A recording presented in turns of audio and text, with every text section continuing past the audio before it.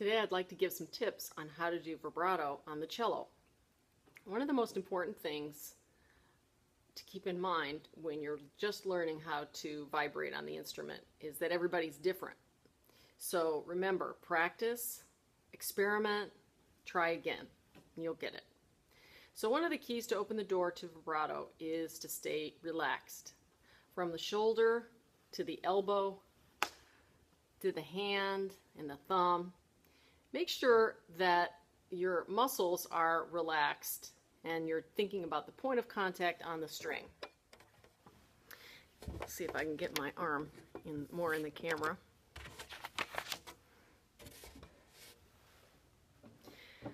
So the finger has got to be the firmest point on the string. You have to at least have enough weight on the string to pull it down.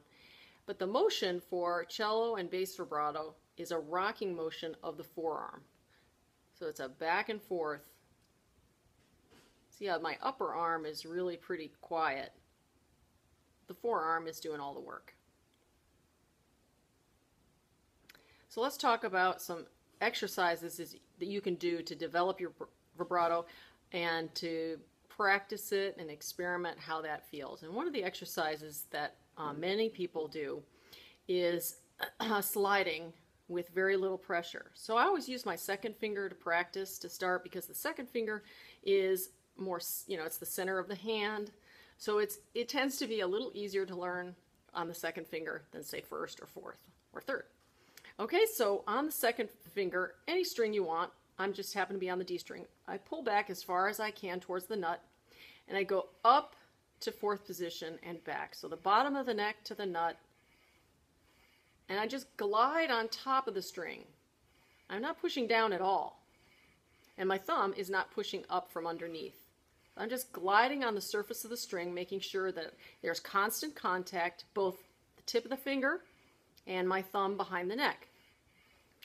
And then as I increase the speed, I also increase the weight on the string. So gradually you speed up and your second finger starts to push down a little bit more.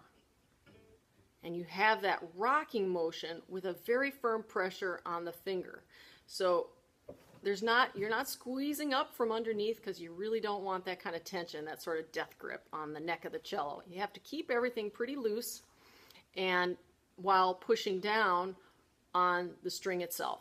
So let's try that again. So we're sliding, speeding up, 5, 6, 7, 8, 9, 10, 11, 12, rocking, pushing down.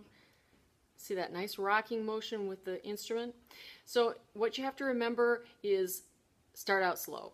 You're not looking for speed when you're just practicing how to learn to vibrate. You really want to master the motion.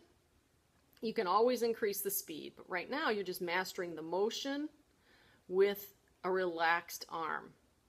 One other way that you can practice vibrato is to take a metronome, say put it on 60, 1, 1000, 2, 1003, 1004, 1005, 1006, double it, 1, 2, 3, 4, 5, 6, 1, 2, 3, 4, 5, 6, 1 and 2 and 1, 2, 3, 4, 1, 2, 3, 4, 1, 2, 3, 4, 1, 2, and so on. But try to stay accurate with the click of the metronome. So like I said again, number one, try to stay relaxed, and number two, experiment, because it's going to be different for everybody.